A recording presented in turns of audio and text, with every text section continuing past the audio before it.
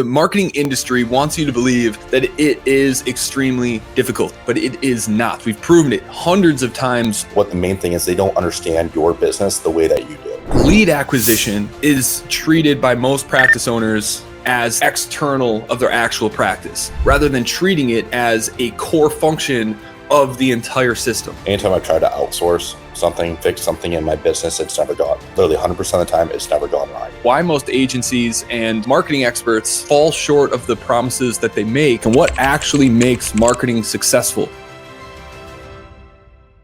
Hey, good morning, everybody. Welcome to another episode of the Cash Physical Therapy Headquarters podcast. Today, we're talking about one of the most important things that we've talked about in a while, and it's a completely different approach than what the traditional advice is, and how to quickly grow and scale your cash practice, whether that's physical therapy, chiropractic, functional medicine, whatever it might be. The most important skill that you can start to develop, and ultimately the approach that you should be taking as a CEO and how to grow and scale your practice. Today, we're going to be talking about why learning paid ads is the smartest move that you can make as a cash practice owner, and bringing all of your marketing in-house. Because at the end of the day, the marketing industry wants you to believe that it is extremely difficult, but it is not. We've proven it hundreds of times over that learning paid ads and taking your marketing in-house is not only extremely simple, and it's a really easy skill to develop, but it gives you way more leverage and control over the entire system once you actually understand what it's all about. So if you're listening to this, you've probably thought about hiring someone, or delegating, hiring an agency, hiring a freelancer, hiring your neighbor's nephew to run the ads for your practice. But we're going to explain why that is a massive mistake, why most agencies and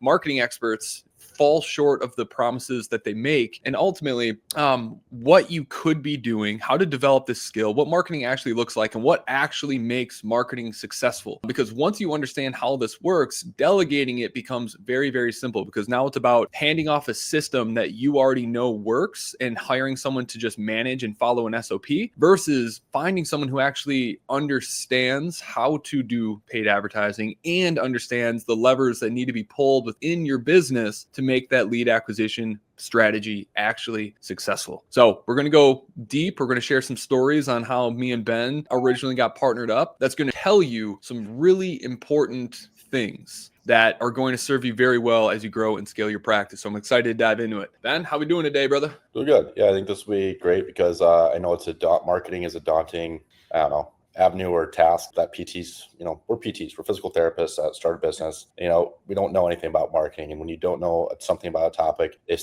can seem more overwhelming than it actually is. So excited to kind of clear this up for people. Right. So I want to start off by saying, it's like so many people stay stuck in their businesses and in their lives because they just refuse to do the hard thing. They don't want to learn a new thing, and it forces them to stay stuck not only where they are, but staying stuck as the version of themselves that they are. And so a lot of people, like, I live my life and I do my best to support other people's to live their life by Marcus Aurelius said, "The obstacle is the way. The impediment to action advances action. What stands in the way becomes the way." And for a lot of you, you're stuck because you just refuse to learn how to generate leads and how to convert those leads into patients. And you're stuck in this never-ending loop of hiring marketing expert after marketing expert, agency after agency, and you never actually get anywhere. You just lose time, you lose tons of money, and at the end of every single experience, you're no wiser. You're in no better a position to make the next decision. And instead, the people and the practices who we've helped grow from $5,000 a month to now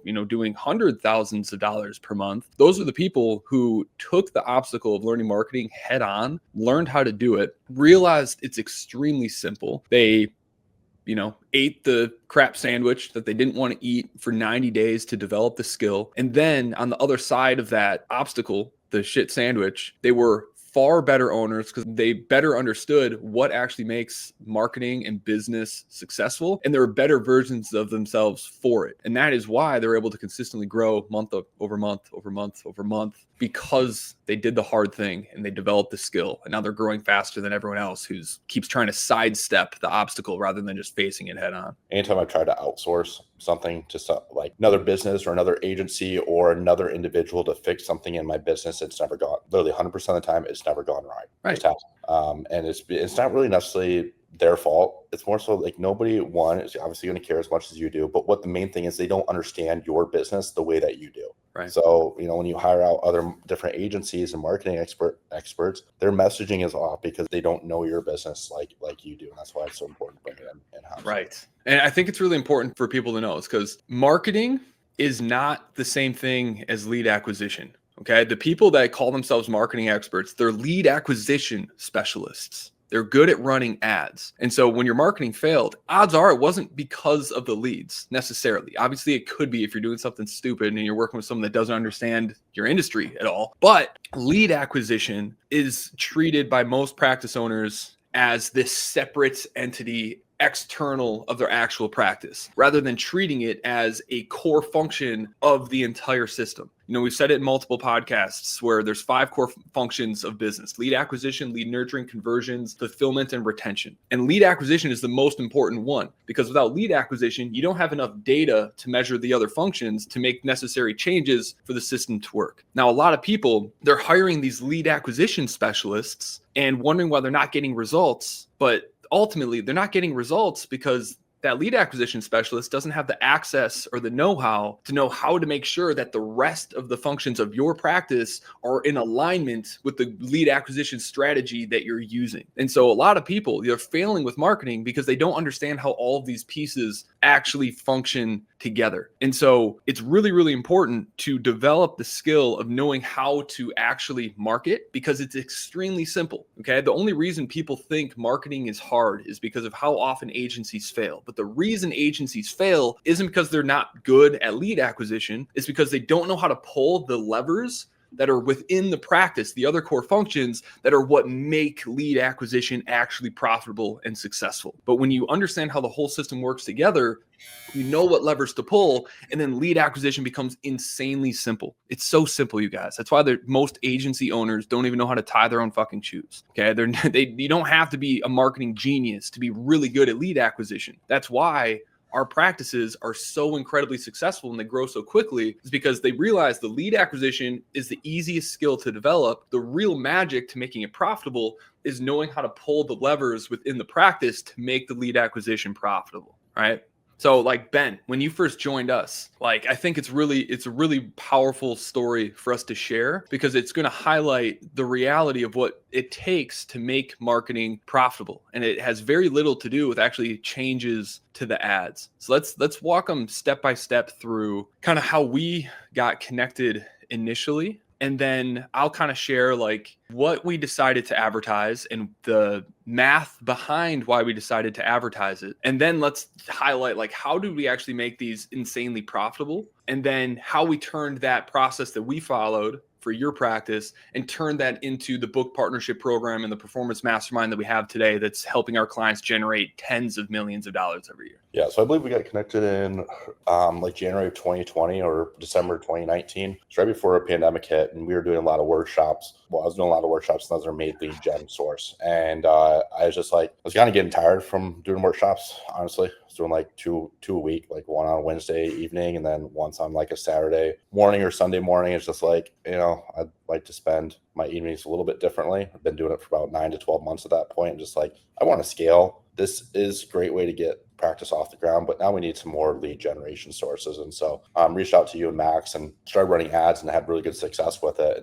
And long story short, you guys were looking at the ROI, which was really solid, and hey, why is Ben's ROI so much higher than the other clinics? And it turned out to be that it was our sales process and our follow-up process that was causing it. And on how we were doing the phone call, how we were reaching out, how we were following up with patients, and just the patient experience, that was the difference. And then it turned into me doing on Fridays, doing an hour call, coaching everybody else that was running ads on our process so they could get the same results. And then it just eventually turned into questions outside of just sales and turned into leadership, hiring, all that fun stuff. And that's where we turned into the mastermind and more so than just paid ads. But that was the main thing, was what was actually happening on the back end that allowed us to get the higher ROI than anybody else. And that was the main difference. Right. So I'm going to take you guys step by step exactly what happened that caused these ads to be so successful, so you can understand that ads are the easiest thing in the world. And the key to successful marketing is what happens after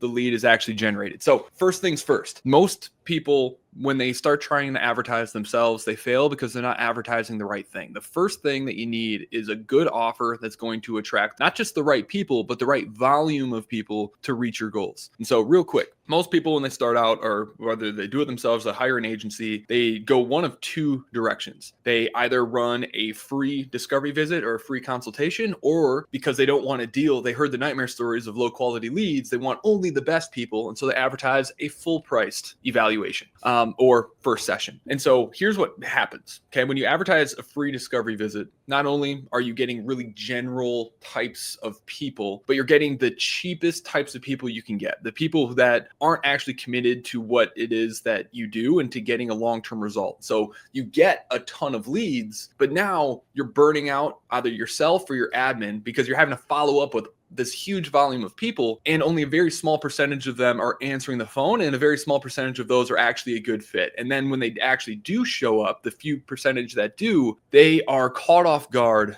by the actual cost of getting the result they booked that appointment for. And so this strategy is not good for cash practice owners because you're attracting not only the wrong type of buyer, but you don't have the resources and the capacity to build the lead nurturing system that is required for that lead acquisition system to actually work. These are strategies that are for the ATIs, the Athleticos, the people that are much larger organizations that have more resources to build the processes and the lead follow-up systems to make that strategy work. Okay. That is not a system that is designed for cash PT, not only because of the cost, but because of the just manpower and the systems you have to be able to handle that kind of lead volume. So that strategy, throw that away. The other side is advertising full price things. We get people that want to do that all the time because they don't want to discount the rates, yada, yada, yada, whatever. And what happens is they charge full priced rates and they get leads who are booking and they're converting. But the problem is when you advertise a full priced thing, you're going to get way fewer people that are interested in actually buying it. That means even though you're spending the same amount of money, your cost per lead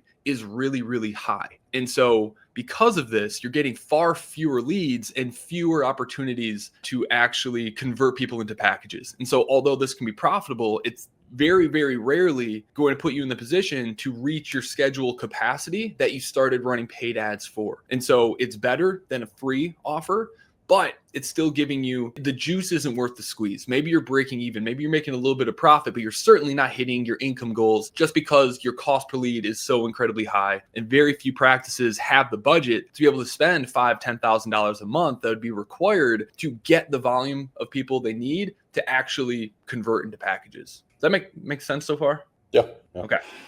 So both of those strategies should be thrown out. And Ben, do you think, like, I have like these broken down is actual like conversion rates? Do you think it'd be good for me to share that to show the math, or do you think that it was clear enough? I think it's clear enough. Okay. Yeah. So what do you actually do? Number one is what we did with Ben is we focused on very specific avatars, because if you focus on just people that need physical therapy, that's a really, really big bucket of people. And a very small percentage of that bucket is actually going to be a good fit. And so it's a very low audience hit rate. And so you're wasting a ton of marketing dollars trying to find this one tiny percentage of a really big bucket. And so instead of doing that, we focus on very specific niches with very particular problems. CrossFitters with shoulder pain, runners with ankle pain, mothers with incontinence issues. Okay, very specific people, because now our bucket is much smaller and the percentage of those people that are actually seeing our ads, there's a much larger percentage of them that's actually a good fit. And so now our audience hit rate is much higher. So we know that every marketing dollar is being used as efficiently as it possibly can. Now the offer, its only job is to get the right people to raise their hand and say yes. And so we don't want anything free because we're going to get way too many cheap people. We want to make sure we're getting people that are willing to commit cash. And so we charge, run vouchers for $47 and $97 because it's one, getting people who are committed to paying cash. And two, we use the price to find the right price per lead to give us the volume we need. So the only reason we use vouchers, it's not about discounting our services.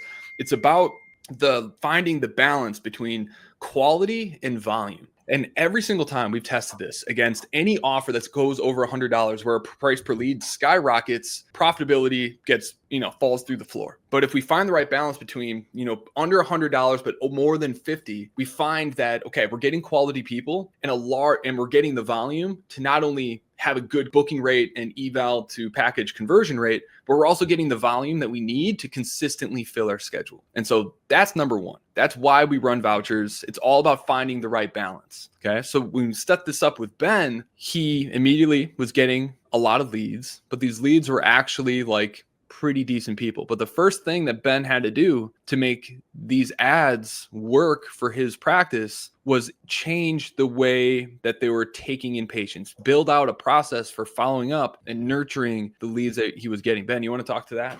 Yeah. So big thing is up until then it was pretty just dealing with like warm traffic. So it was like people that were referrals, people from workshops that I've already spent an hour with. They already got to know me a little bit. And this is cold traffic. Facebook ads is colder traffic. And so your systems have to be that much tighter. So many people don't really realize that up until if you're not running cold traffic, you're not really ever having to do much of sales. You're more so order taking, and your systems just need to be airtight. And that's the great thing about running cold traffic is if you can build out systems that will convert cold traffic, when you get warm traffic in, your conversion rate's also going to skyrocket there because everything's so much more airtight. So it just makes your practice better and more robust all around. So we had to dial in our follow-up process. Like when a lead opts in, speed to lead was huge for that. Like how quickly are we giving them a call, shooting them a text, and then our follow-up process. What does that look like? Follow-up process every single day, following up with the lead, mixed between emails, texts, phone calls, and then also figuring out how to structure my schedule to optimize for speed to lead as well. It's because I was still treating patients. So a lot of it was that. And then also just the phone script, figuring out how to tinker the phone script for how we had been using it for warm traffic, how we needed to change and what we needed to change from the verbiage on that phone call. Right. And so to bring this back to the 5 mechanisms, once he had a lead acquisition strategy that was generating leads of people that raised their hand, that were a good fit, that were willing to pay cash, the next constraint that he had was in the lead nurturing mechanism. How do we increase our lead to booking rate? Because his previous process was designed for people that already know, like, and trust him and are ready to book. Now that we're dealing with a different traffic source of people who are more skeptical, who have more options that they're looking at, we need a better way to get them bought into the way that we do things. Okay. And so that was the next constraint. Again, we didn't change the ads. We changed the initial entry point for those prospects to actually get them to schedule. And so now we solved that next constraint. We changed the follow-up process. We created a better nurturing email process. We changed the phone scripts to convey the value, set expectations, and get them scheduled. Now, the next constraint, because now we're getting the leads, we're getting them to book. The next thing was actually getting them to show up. And Ben, to talk about how you adapted the kind of new patient onboarding process when you started scaling your acquisition. Yeah, so show up rates were also it's just gonna be lower for colder traffic compared to warmer traffic. And so it used to be that, I'll just get them, for ones that's met at the workshop or referrals, do the phone call, great, get them scheduled on our EMR. They'll get maybe a text reminder 24 hours before the appointment. They'll show up with their eval, they'll convert. It's not the case with Facebook evals. So what we do now is, and again, this is how pumping cold traffic in your business makes your processes and your business better overall. After the phone call, we would send a text recap congratulating them. Like, hey, congrats on taking the first step to getting back to X, Y, and Z. Super excited to work with you. Heads up to keep an eye out for the evaluation accelerator form to help us speed up the evaluation process and get more treatment on that first session.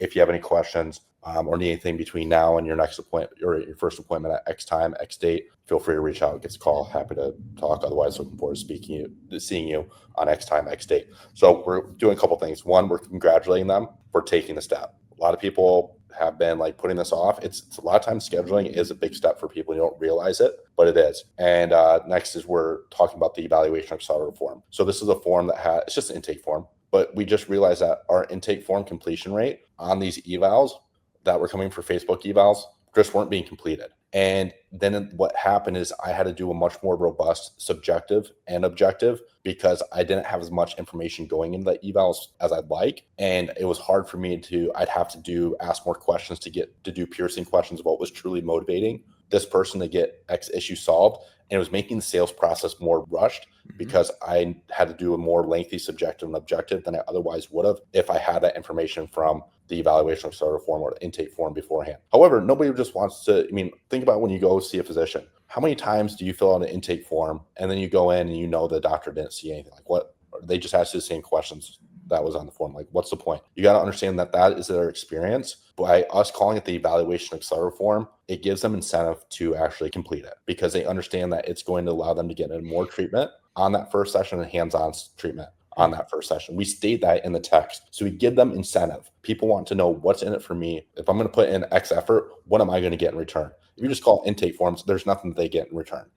There is, but they don't see it. They can't. Right. You got to bridge that gap for them. So we send that text over. That skyrocketed our completion rate of the intake forms being completed, which in turn also increased our conversion rates because on questions on there, it helps me get to figure out what's motivating them on that side of things. And then we also send a text before the 24 hours before they show up. We send a text from the treating PT. Hey, Ms. Smith, thanks so much for completing the intake forms. Super excited to help you get back to X, Y, and Z. We pinpoint something they said specifically on their intake form about what they want to get to. So they know that we took the time to actually go through that and they're less likely to no-show and they actually see that you went through that. And then we confirm the date and time of that appointment. They also get onboarding emails about like parking, frequently asked questions, what to wear, also testimonials as well to warm people up too between that. So that's all happening between that first visit and that phone call to warm them up. And that's been a game changer for us too. Right. So just to, again, highlight like what's actually happening here. Turn on the ads with an offer for a specific person. There's generating leads. It was at a profit, but we wanted more profit. And so instead of tweaking the ads, we adjusted the front end process and how we're following up and nurturing the leads and the lead nurturing mechanism, which improved our lead to booking rate, increased the profit of the ads without changing the ads. The next constraint was making sure that these people actually showed up by adjusting the new patient onboarding experience. Again, increase the profitability of the ads without changing the ads. And then the next constraint is now you have this colder traffic entering the practice, showing up for their evals. And now the lead or the eval to package conversion rate went down because they're not used to working with colder people that have more objections. And so the next thing that you had to do is better training on managing objections. You want to talk to that, Ben? Yeah. So managing objections is the best way to prevent or to overcome objections, prevent them in the first place. And so it's asking better questions, bringing the right energy, nailing that first impression. What type of energy are you bringing in to that first phone call? That's a big thing that we changed to on that first phone call was what type of energy are we bringing in to that call and pretend like we're having the best day ever. So is there something that you want me to specifically talk about? Just like maybe examples of like when you first started doing this and you had to give more training to your PTs to help them speed up kind of the eval process. You already kind of talked to that with the evaluation accelerator form, but like how did you help the PT or what was necessary to help your PTs get better at converting this new type of prospect? Just getting even better, making sure that they're doing everything that they should be doing on the evaluation process. The evaluation process of a Facebook eval and a regular lead really isn't that much different. It's honestly not that different. It's what we found is that the PTs that were maybe completing 85% of the checklist of what needed to be said or questions that needed to be asked, they were it's just not enough for Facebook evals. You need to be doing you need to be hitting 100% of that to convert. Yeah. And they've been able to, the PTs with warmer traffic, like referrals and people finding us on Google, stuff like that, they could get away with like 85% and still convert, right? So it just required them like, no, you need to be doing every single bit of this checklist. So it wasn't necessarily asking them to do more. It's asking them to complete those things at a higher percentage clip, more consistently. So the process and eval process isn't too much different. Right. Now here's where things get interesting.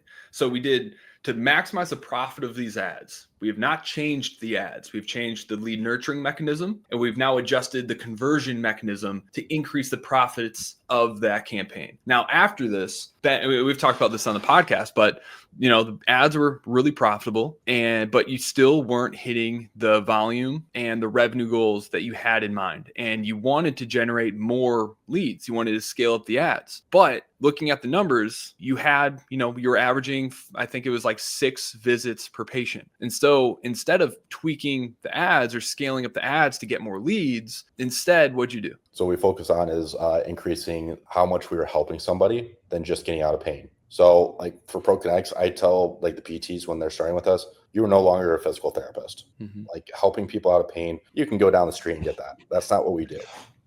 We do so much more than that. And so what we focused on was not just getting people out of pain, but walking them through the process of aiming for more and helping them achieve more than, like, we don't want to get you back to baseline. That's how you sustain the injury in the first place. Why would we want to get you back there, right? And so we walked them through a 3-step process of what that looks like. We started outlining a complete, more robust journey that just takes longer to get through. And it's what's also best for the patient. They're going to be able to achieve more and help with performance goals too. So that's where we started. We now increase our average visits per plan of care is 9.1. And so that's been the game changer more than anything. Anything that you can do on earlier in the stages than that is the best thing that you can do, is increase average visit per plan of care. And that's how we did it. Right. So instead of in order to make the ads more profitable, instead of the gut feeling of let's just get more leads, instead it's okay, let's increase the average visits per patient instead, because that would also skyrocket the profitability of the leads we're already acquiring. And so you change the sales process a little bit to talk more about the end goal and talking about performance, which would justify selling larger packages to people. So people started taking more of the 10 visit packages versus the 6 visit packages, and increased your average visits from 6 to 9, which then increases not only profit for the practice, but also the average lifetime value, the average amount of money the average patient pays you, which then is increasing the average return on ad spend of the ads. And so in this is what I'm trying to convey to those of you on why you need to learn and take your marketing in-house, because the real secret to successful advertising isn't in the lead acquisition. It's in all of the other mechanisms within the business. Ben changed 4 systems within his practice that all skyrocketed the performance of his ads without us changing the ads whatsoever. And so the point here is that lead acquisition is the easiest thing ever. Once it's set up, you don't have to do a whole lot to it. All the work to make it successful is what happens behind the scenes. That's why working with agencies very rarely works out, because you have this misalignment between the lead acquisition strategy that's happening and the communication between those two teams, and knowing how to adjust the other mechanisms within the business to make this lead acquisition strategy work. Every lead acquisition strategy out there, whether it's workshops, whether it's webinars, whether it's content, whether it's paid ads, whatever it is, all of them do work. That's why there's so many marketers boasting from the rooftops like their thing's the best. It all works if you have the rest of the mechanisms in alignment with that particular strategy. And so it's difficult to find a marketer they're not really marketers. They're lead acquisition specialists that understand what levers to pull within the business that's actually going to make that lead acquisition strategy profitable. That's why their only solutions are spend more money and do a better job of following up with your leads. But if they knew how to work deeper down the chain, then you can make the strategy that they're currently running 10 times more profitable. And because Ben focused on aligning his systems with the lead acquisition strategy, he maximized the profitability of that lead acquisition strategy. And now has the most profitable ads in his area. And now he can afford to outspend all of his competitors and dominate his local space. And that's because we charge what we do, and patients stick around long enough. Right. And so that's the key to all of this. Marketing and lead acquisition are extremely simple. Great marketing comes when you become a practice operator and you're willing to adapt the systems that got you from A to B so that you can get to C. Because what got you here is not going to get you there. And as you scale your lead acquisition strategies, just like in the human body, if you change how one system is working, it's going to have an impact and a ripple effect throughout the remaining systems. And so when you add in a lead acquisition strategy, but don't change any of the other systems, well, that's just not going to work. You're trying to make a puzzle piece fit where it doesn't belong. And so Ben was massively successful and our clients were massively successful because we teach them the easy part, the lead acquisition that you barely have to change, that you can do in an hour a week, and then just focus on upgrading and optimizing the remaining systems. Now, the result of that is creating a patient experience that blows your previous patient experience out of the water, because now it's built to convince strangers that you're the best there is in the community. It makes a better experience for strangers and the people who would have bought from you anyway, which now is increasing your word of mouth. Now, Ben, when you first started with us, Facebook ads were a good percentage of the people who are going in your practice. Talk about the kind of progression that as your business grows and how your reliance on Facebook ad changes. Yeah, so I think when I started working with you guys, it was probably about 40 to 50% of our leads. Now today it's probably 5 to 10% of our leads. And that's because there's a couple of things that happen when you pump and you do a great job with Facebook leads. Is they're also going to refer friends and family. They're also going to leave, hopefully, Google reviews. Because they're leaving Google reviews, now you're getting more organic traffic. People are finding you on Google My Business and SEO. Your SEO is higher because of it as well. So now you got now it's helping other lead generation sources. So it helps for referrals. We generate more referrals because of it. We otherwise wouldn't without Facebook ads. We also collect more Google reviews than we otherwise wouldn't, which again jumps up SEO and Google My Business generating leads. So it's helping 2 other lead generation sources that we otherwise wouldn't without the Facebook ads. So now overall our lead generation source is less for Facebook ads because those other sources are more powerful because of the ads that we've ran in the past. Right. And so think about it like a rocket being launched into space.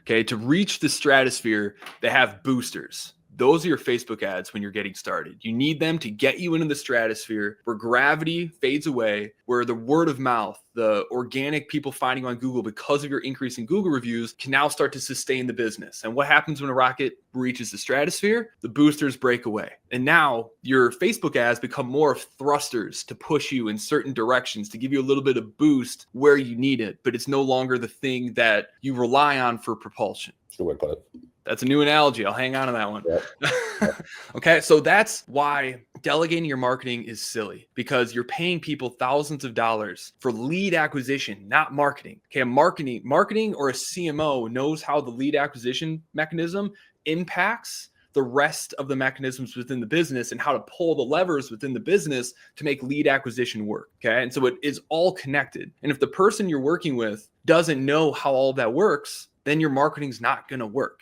Okay. And so lead acquisition is the easiest thing in the world. That's why there's so many people out there that have no idea what they're doing in business who are now marketing experts, but they're really lead acquisition specialists. What you need is to just learn the same skills that these people learned that is really, really easy, that you can master in 90 days. To learn how to get lead acquisition dialed in so that you have the volume to start to optimize the rest of the functions in the business, to lift up the entire patient experience that you're creating so that you can start to snowball the entire practice to the point where now you don't need to rely on Facebook ads anymore. Easy as that. Okay. I mean, Ben, you started doing the ads initially, like pretty easy. Yeah. I mean, it's a learning curve, like with setting them up. But the nice thing is, like, once they're set up, they're set up. Right. And it's not that you need to run your own Facebook ads forever. It's you need to know how it works and you need to build the system, because now you have the expertise, the knowledge, and the leverage to delegate it effectively. Okay. Now it's about handing off a system that works, that you have a process that someone can follow, and you just need to hire someone you trust not to break it, versus trying to find someone that not only knows the lead acquisition piece, but knows how to optimize the rest of the functions of the business to make that lead acquisition successful. And so you're in a much leveraged position. And now people who've come through our program who never in a million years wanted or planned to run their own ads, they refuse to give them up because they realize just how easy it is and how little time it takes. And they can't justify paying $1,500, $2,000 a month for someone to do it. Instead, they hand it off to their admin, or they buy back their time so they're not treating anymore. And then they just become the ads person. They just spend 2 hours a week working on their ads, because it really is that easy. So the success of marketing is not the lead acquisition. It's everything you do behind it. Okay. That's how you dial in the profit, not changing the ads where, people make you believe that marketing's really, really hard. It's really, really easy if you know how to pull the levers in the rest of the business to make it align with the lead acquisition strategy you have in place. So if you want to learn how to run paid ads, and not only run paid ads and master lead acquisition, but also how to become a practice operator, understand how the other 4 functions in your business work, and how to track your numbers so you know what levers to pull and when. Go to clinicalmarketer.com, apply to work with us. We'll jump on a call. We'll audit your practice systems currently and see what it is that we could do to help you scale more efficiently and quickly over the next couple months and years. And once you have this skill, delegate it so that you have an in-house, consistent, predictable way to reach your income and your revenue goals within your community and within your practice. Guys, if you have any questions on this, feel free to drop them in the comments. We'd love to circle back on them and support you. If you have questions about the call, just book the call. We'll follow up with you with an email that's going to break down the entire process, ask you a few questions about where you're currently at, what you're doing, and some of your KPIs so that we can make it a productive conversation when we actually speak with you. Have a good day, everybody. Yes.